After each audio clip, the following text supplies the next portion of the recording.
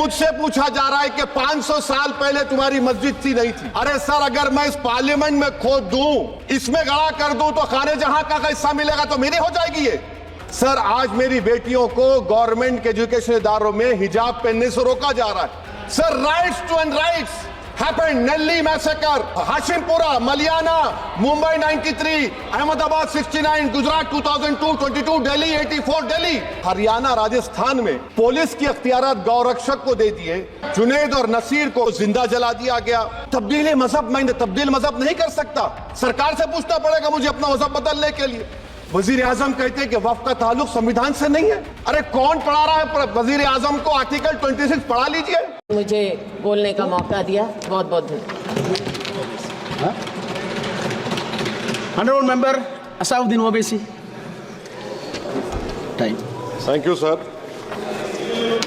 Sir, I start by quoting Baba Saheb Ambedkar, what he wrote in Memorandum of Rights of States and Minorities, dated March 24, 1947, when he submitted to the Subcommittee on Fundamental Rights set up by the Constituent Assembly, the Advisory Committee on Fundamental Rights and Minorities. I quote, sir, "Unfortunately for the minorities in India, Indian nationalism has developed a new doctrine which may be called the divine right of the majority to rule the minorities according to the wishes of the majority.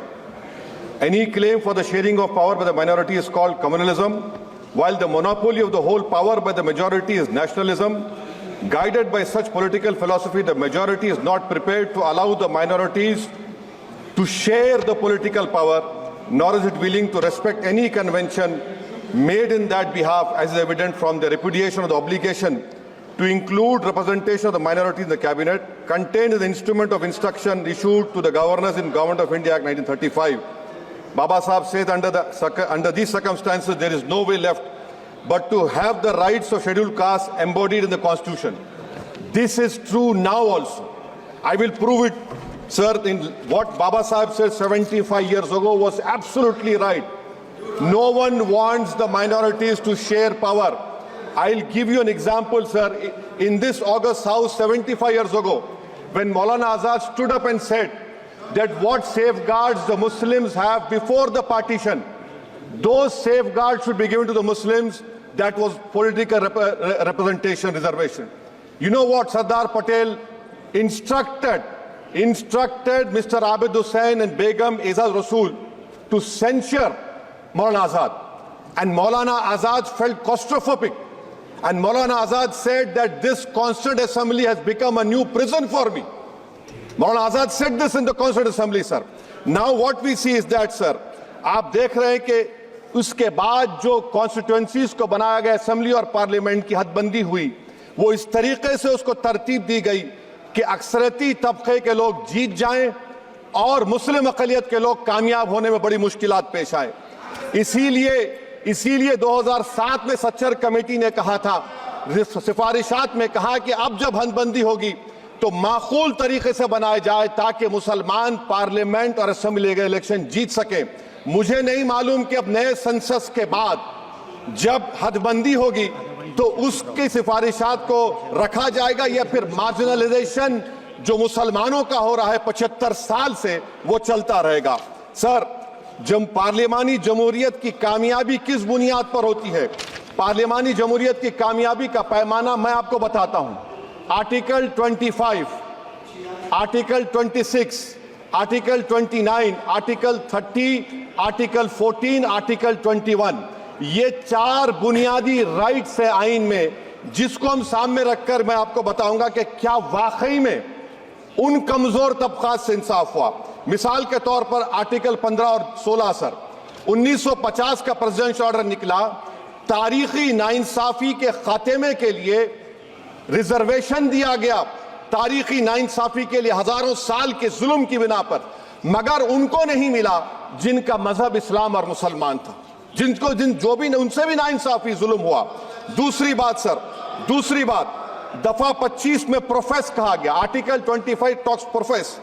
Sir, आज मेरी बेटियों को government के education इदारों में हिजाब पहनने से रोका जा रहा है, तो ये आर्टिकल 25 का प्रोफेस कहां तक कामयाब हुआ, ये अक्लमंद लोगों पर छोड़ता हूं।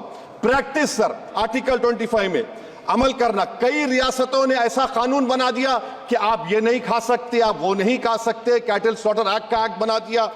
आप बताइए कि हरियाणा, राजस्थान में पुलिस की अख्तियारात गौरक्षक को दे दिए और उन अख्तियारात का बेजा इस्तेमाल मॉब लिंचिंग में हुआ। किसका हुआ?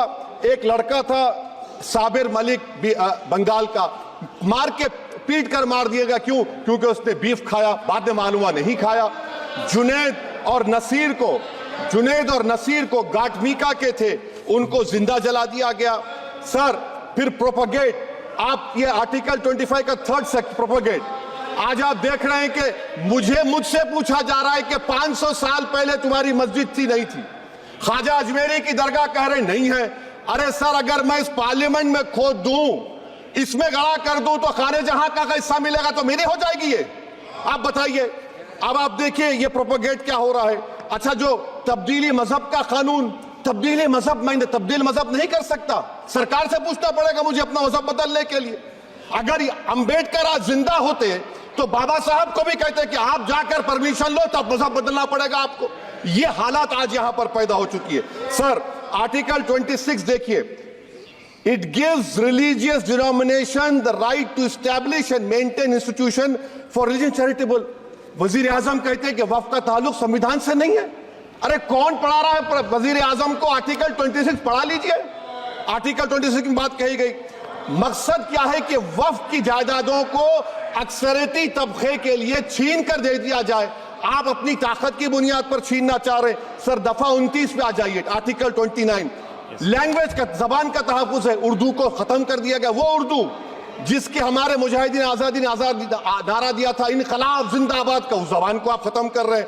कल्चर, आप कल्चर की बात इनसे पूछ लीजिए, वो बोलेंगे नहीं, हमारा जो कल्चरल नेशनलिज्म है वो कल्चरल नेशनलिज्म नहीं है बीजेपी का।